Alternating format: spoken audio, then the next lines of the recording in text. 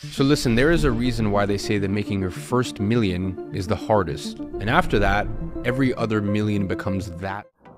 سلام دوستان، خیلی خوش اومدید به این ویدیو. دوستان اگه شما میخواید به درآمد بالا برسید تا آخرین ویدیو با من همراه باشید، چون آقای ایمان گadzhi این کار رو به صورت خیلی ساده بهمون یاد میدن.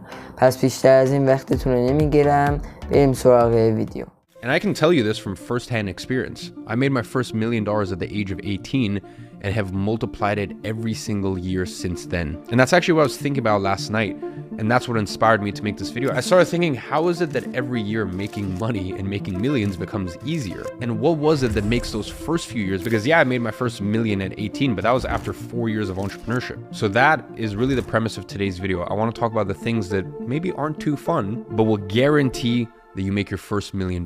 So real quick, I want to just discuss what makes that first million so difficult, just so you understand what stage of the journey you're at. And so that way you also relax and you enjoy the process and you enjoy the journey. You understand that this is a part of your process and it won't always be this hard. And the main reason, the main thing you need to get over is inertia. Inertia is the tendency for objects that are stationary to stay stationary. Let me put it very simply.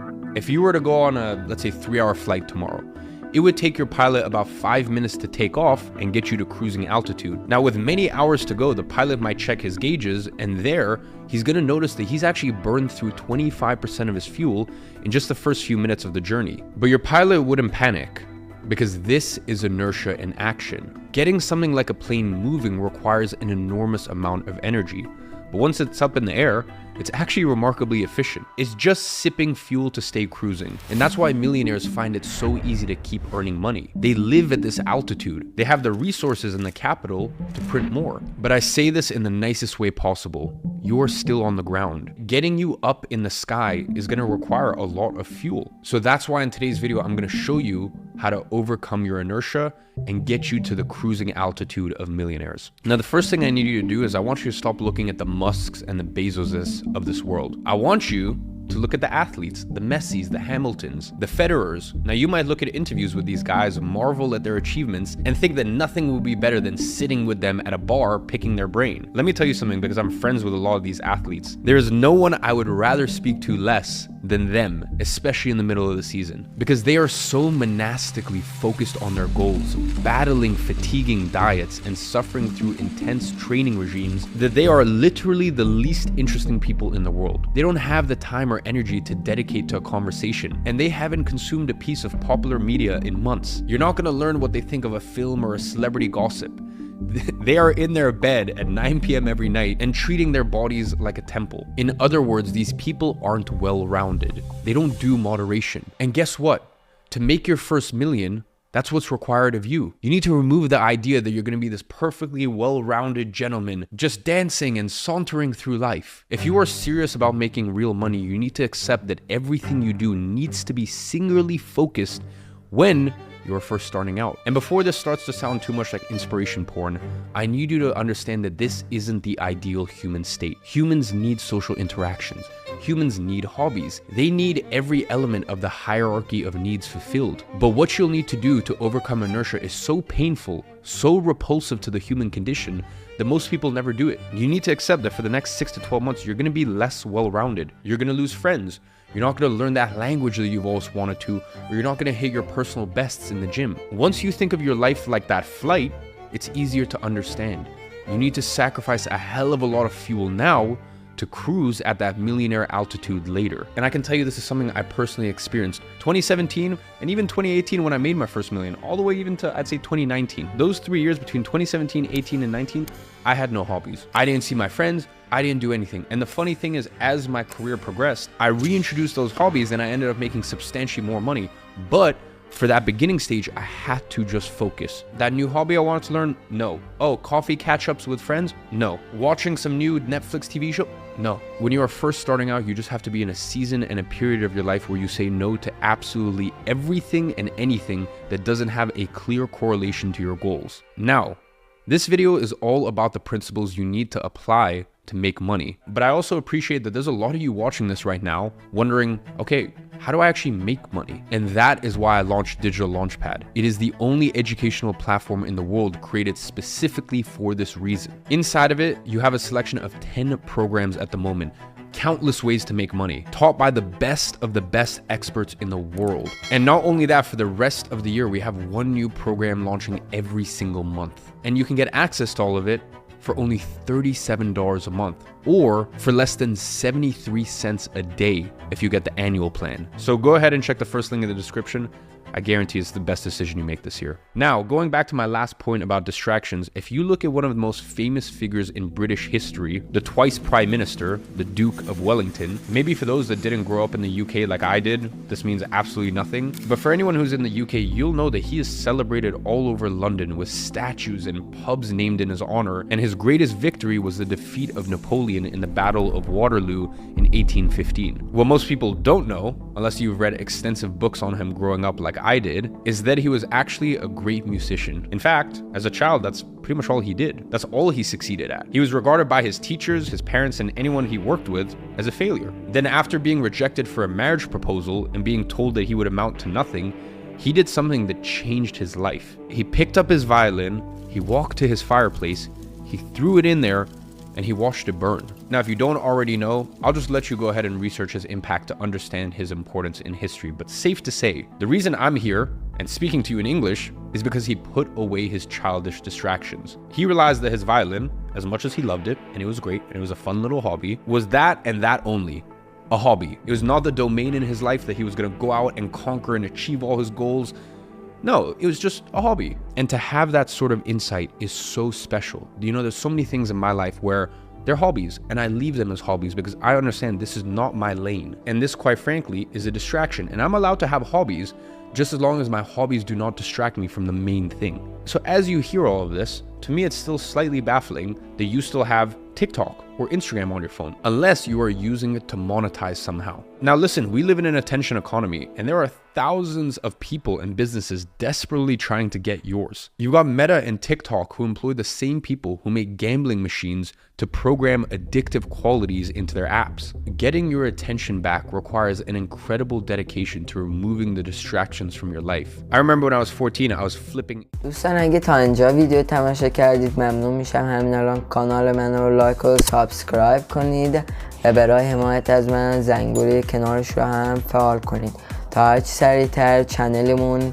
2000 تایی بشه و ویدیوهای خفن‌تری با هم بسازیم. I bought a PlayStation, I was playing FIFA Ultimate Team, and in fact, I was actually even making money from FIFA Ultimate Team by trading players and then selling the coins on. But even still, I realized that this is holding me back from my greater ambitions because I knew that it was a distraction. I knew that I would always rather be doing that than doing anything else remotely constructive. Now, you might be looking around your room and wondering if you could do the same thing. I'm not telling you to smash your PlayStation right now. Instead, let's start small. Go into your phone and just delete any app that looks like it could take a second of your attention without giving you something in return. So that's right, Instagram, gotta go. Delete Twitter, delete TikTok. Now, if you are making money from these things, very different story. That's a topic for another day. And that's something that I'll be putting out a lot more content about in the future. But if you're on Twitter just because you like seeing random bullshit on there, how is that serving you? In life, you always want an equal exchange. So ask yourself, if you had a friend that all they did was take and give you nothing in return, would you still want to be friends with them? Okay, cool. Well then, why are you on Twitter? Why are you on TikTok? Unless you're getting something back in return, why are you on these platforms? And by the way, I'm on these platforms. You might even be following me on these platforms. So it's not in my best interest to tell you to delete them, but just fucking delete them. And I hate to be the one to say this, but these distractions aren't limited to technology. If you're watching this, more than likely your friends are trying to invite you on Fridays to have little gaming parties or maybe go get shit-faced at the local bar. Now, I'm not saying that you need to cut these people out forever or remove them from your life. Because for me, honestly, it's very good for the soul sometimes to just go and be stupid with your friends and have fun and just act your age. Especially for boys, it's just good to be with your guys sometimes. And there's nothing wrong with that. But you need to understand for the next 6, 12, 18 months, they are not gonna be on the same wavelength as you. So you need to decide whether 7 hours of socializing and a hangover every week are really worth it to you right now. So as you're trying to get this plane off the ground, do you really want to do it in stormy conditions? Do you really want to do it with the winds working against you? Now is not the time for distractions. Now is the time for work. Unsurprisingly, this level of work and commitment is not sustainable. It's going to make you sick, and it's going to make you a pretty miserable person to speak to. So that's why you need to set realistic goals and a time limit to this dedication. And one of the most common mistakes I see people making when they start out is making wildly outlandish predictions and goals. You know, I'm willing to bet that if you scroll to the comments of this video, you'll see someone saying that they're going to comment again in a year's time when they're on a yacht with me smoking a cigar. And to that gentleman, take this in the nicest way possible.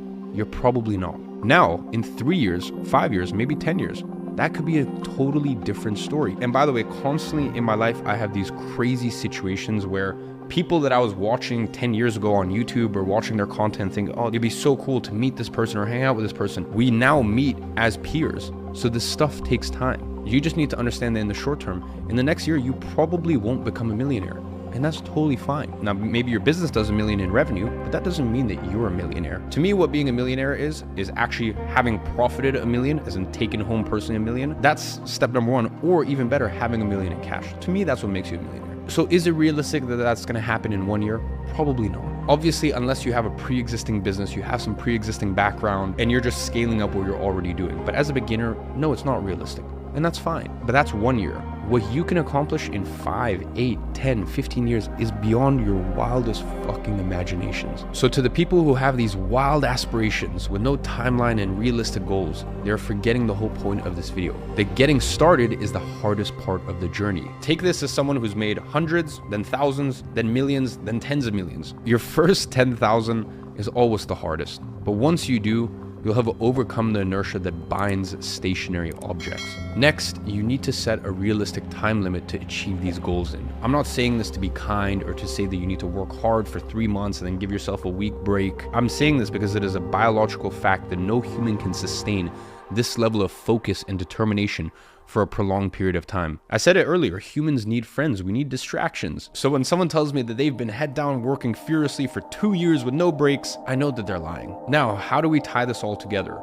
Well, you've probably heard me talk about monk mode before. This is a protocol that I developed in my own life almost 5 years ago at this point. Listen, I'm in a good position with my life and my business where I don't require enormous amounts of effort to keep things moving. But a couple times a year, I go into monk mode. I enter into a state of massive dedication and focus, removing distractions from my life and becoming hyper productive. And whilst this almost always results in massive advances in my business, I'll be honest, I do this because I also like taking time off. I like socializing with my friends and being silly, which is why for me, I go into these periods of intense monk mode. And then from there, I have no guilt or I have no issues or I have no worries or concerns about being social, meeting friends, enjoying my life. Now you need to enter monk mode for a different reason. And listen, while I could talk about this for hours, the truth is if you're looking to enter into a monk mode, just go ahead on my YouTube and watch all of the videos I've made on it. In this video, I just want to explain how it relates to the first step of your entrepreneurial journey. You see, earlier I spoke about how you need to remove distractions in your life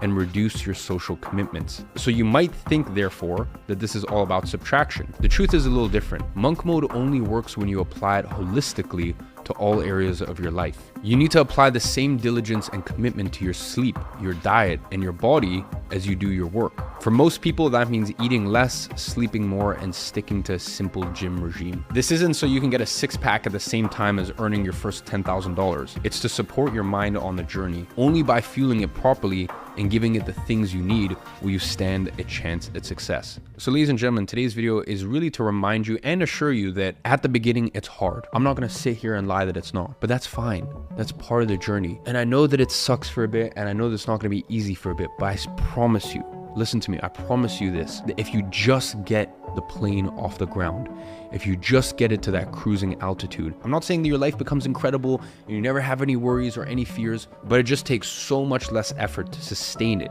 and keep the plane going than it does to get it off the ground. So that's why if you apply the principles that I mentioned in today's video, not only are you gonna be able to get the plane off the ground, but you're gonna do it in a way where you don't absolutely torment and torture yourself every day because your expectations have been set clearly. So on that note, I hope you enjoyed today's video. And as always, I'm watching from afar and I'm rooting for you. خب دوستان به آخر این ویدیو رسیدیم. امیدوارم که این ویدیو واسهتون مفید بوده باشه و بتونید استفاده لازم رو ازش ببرید. اگر هر ویدیویی که خواستی با ترجمه فارسی براتون بذارم تو قسمت کامنت ها برام کامنت کنید. تا ویدیوهای بعدی، فعلا.